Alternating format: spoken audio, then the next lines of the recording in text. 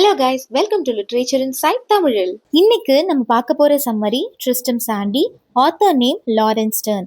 இவங்க 1713 to 1768 வரை வாழ்ந்த ஒரு English novelist, clergyman and satirist. இவர் 18th சென்ச்சுரியை சார்ந்த ஒரு இங்கிலீஷ் நாவலிஸ்ட். இந்த நாவலுடைய full title the life and opinions of Tristram Shandy gentleman. இது ஒரு ஆட்டோபயோகிராபிக்கல் நாவல்னு சொல்லலாம். பட் இந்த நாவல் அடிக்கடி வேற ஒரு ஸ்டோரி லைன்லயும் போகும், நிறைய டிஸ்ட்ராக்ஷன்ஸ் இருக்கும்.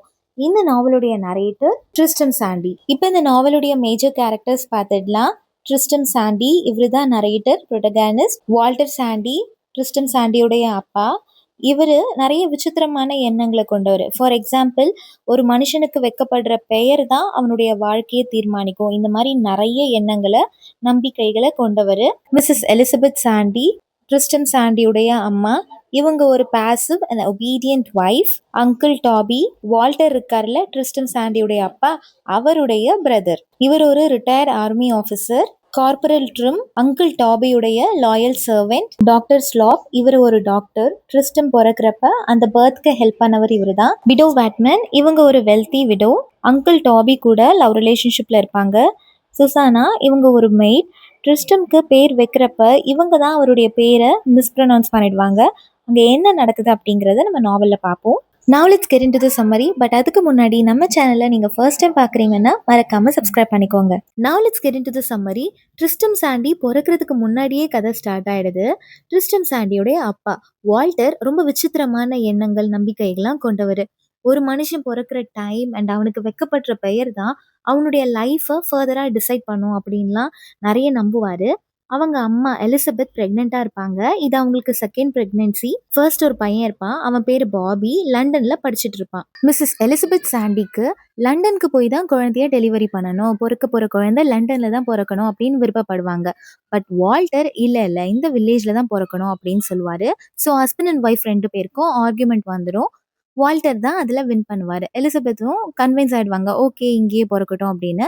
இப்போ எலிசபெத்க்கு லேபர் பெயின் வருது. டாக்டர்ஸ் எல்லாம் வராங்க. அவங்க டெலிவரி ஈஸியாலாம் இருக்காது, ஒரு சில காம்ப்ளிகேஷன்ஸ் உண்டாகும். அதனால அவங்க ரொம்ப கஷ்டப்படுவாங்க. வந்த டாக்டர் பேர் டாக்டர் ஸ்லாப்.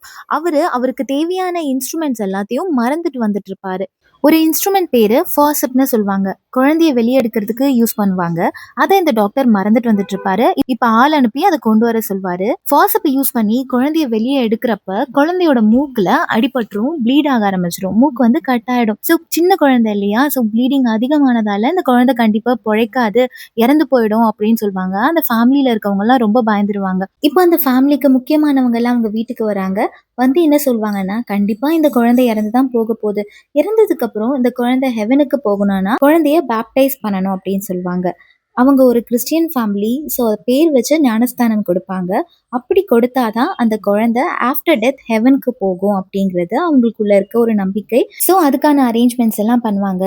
இப்போ அவங்க அப்பா வால்டருக்கு இந்த குழந்தைக்கு நல்ல பவர்ஃபுல் அண்ட் ஃபார்ச்சுனேட்டான நேம் வைக்கணும், அப்பதான் அந்த குழந்தை நல்லா இருக்கும் அப்படின்னு நம்பி என்ன பேரு செலக்ட் பண்ணுவாருன்னா ட்ரிஸ்மெகிஸ்டஸ் அப்படிங்கிற ஒரு நேம் செலக்ட் பண்ணுவாரு. அதை வைக்கும் போது அவங்க மெய்ட் சுசானா தான் அந்த பேரை கேட்டுட்டு போயிட்டு முன்னாடி ஆல்டர்ல போய் சொல்லுவாங்க. பட் அப்படி சொல்லும் போது அவங்க அப்பா சொன்ன பேரை மிஸ்ப்ரொனவுன்ஸ் பண்ணி ட்ரிஸ்டம் அப்படின்னு சொல்லுவாங்க. அங்க இருக்கவங்களும் ட்ரிஸ்டம் பேரையே அந்த குழந்தைக்கும் வச்சிடுவாங்க. இதை கேட்ட உடனே அப்பா வால்டருக்கு பயங்கர ஷாக் ஆயிடும், ரொம்ப கோவப்படுவாரு. அந்த நேம் ஒரு அன்லக்கி நேம் அப்படிங்கிற மாதிரி அவங்க அப்பா ஃபீல் பண்ணுவாரு. ஸோ அந்த நேமை மாற்ற முடியுமா அப்படின்லாம் கேட்பாரு. பட் இல்லை, எல்லா ரிச்சுவல்ஸும் முடிஞ்சிருச்சு, இதுக்கு மேலே மாற்ற முடியாது அப்படின்னு சொல்லுவாங்க.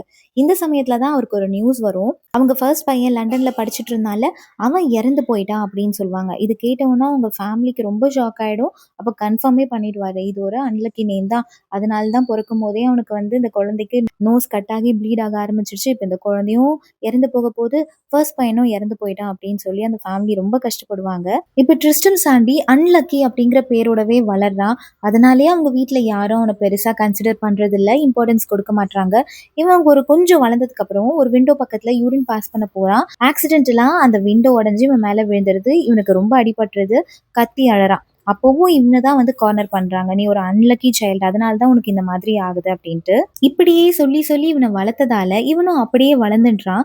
இந்த உலகத்தை ரொம்ப நெகட்டிவாவே பார்க்க ஆரம்பிக்கிறான். அவனுக்கு வாழவே பிடிக்கல, ஏன் என்னை சுத்தி எல்லாமே அன்லக்கியா நடக்குது, மிஸ்ஃபார்ச்சூன்ஸாவே நடந்துட்டு இருக்கே அப்படின்னு யோசிக்கிறான். இப்போ சைட்ல ட்ரிஸ்டமுடைய அங்கிள் டாபியோடைய கதை வருது. இவர் ஒரு ரிட்டையர்ட் ஆர்மி ஆஃபீஸர். ஆர்மியில இருக்கும்போது இவருக்கு அடிபட்டுடும், இன்ஜுரி ஆயிடும். அதனால வீட்டுக்கு அனுப்பிச்சிடுவாங்க. கிட்டத்தட்ட 4 இயர்ஸ் இவர் ரெஸ்ட்ல இருக்க மாதிரி இருக்கும். இவங்க வீட்டு பக்கத்துல ஒரு விடோ இருப்பாங்க. அவங்க ஒரு வெல்தி விடோ. அவங்களுக்கு அங்கிள் டாபி மேல ஒரு இன்ட்ரெஸ்ட். அங்கிள் டாபியும் அதை அக்செப்ட் பண்ணிப்பாரு. அந்த விடோ இருக்காங்கல்ல, அவங்க இவர்கிட்ட அவருடைய இன்ஜுரியை பத்தியே என்கொயரி பண்ணிட்டு இருப்பாங்க. இவருமே அவருடைய லாயல் சர்வன்ட் கார்பரல் ட்ரிம்மோட சேர்ந்து அவருடைய கார்டன்ல பேட்டில் ஃபீல்ட் மாதிரி ஒரு மினியேச்சர் எல்லாம் செட்டப் பண்ணி அவங்களுக்கு ரொம்ப கிளியரா எக்ஸ்பிளைன்லாம் பண்ணுவாங்க. பட் லேட்டர் ஆன் கொஞ்ச நாள் கழிச்சு தான் அவருக்கு தெரிய வரும், இந்த விடோ அங்கிள் டாபி மேல ஏன் இன்ட்ரெஸ்டடா இருந்தாங்கன்னா அவருடைய பிசிக்கல் ஃபிட்னஸ்க்காக தான். பிகாஸ் அவர் ஆர்மியில இருந்தவர் இல்லையா, பிசிக்கலி ரொம்ப ஃபிட்டா இருப்பாங்க.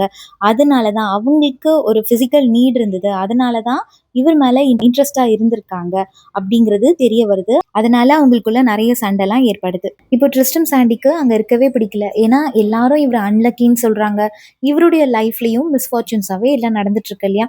ஸோ வேற ஏதாவது பிளேஸ்க்கு போயிடலாம் அப்படின்னு நினைச்சு பிரான்ஸ்க்கு போறாரு. அங்க போய் நிறைய டிராவல் பண்றாரு, நிறைய பீப்புளை மீட் பண்றாரு. அப்பதான் அவருக்கு தெரிய வருது, எல்லாருடைய லைஃப்லயுமே நிறைய டிஃபிகல்ட்டிஸ் இருக்கும், மிஸ்ஃபார்ச்சூன்ஸும் இருக்கும். பட் அதை தாண்டி ஹாப்பியா வாழ கத்துக்கணும் அப்படின்னு தன்னுடைய லைஃபை பாசிட்டிவ் திங்கிங்கோட வாழ கத்துக்கணும் அப்படின்னு நினைச்சு வாழ ஆரம்பிக்கிறாரு. இதோட இந்த நாவல் முடியுது. இந்த வீடியோ உங்களுக்கு யூஸ்ஃபுல்லா இருந்ததுன்னா லைக் பண்ணிட்டு சப்ஸ்கிரைப் பண்ணிக்கோங்க. மறக்காம உங்க ஃப்ரெண்ட்ஸ்க்கும் சஜஸ்ட் பண்ணுங்க. அடுத்த இந்த டாபிக்ல வீடியோ போடலான்னு காமெண்ட் பண்ணுங்க. தேங்க்யூ ஃபார் வாட்சிங்.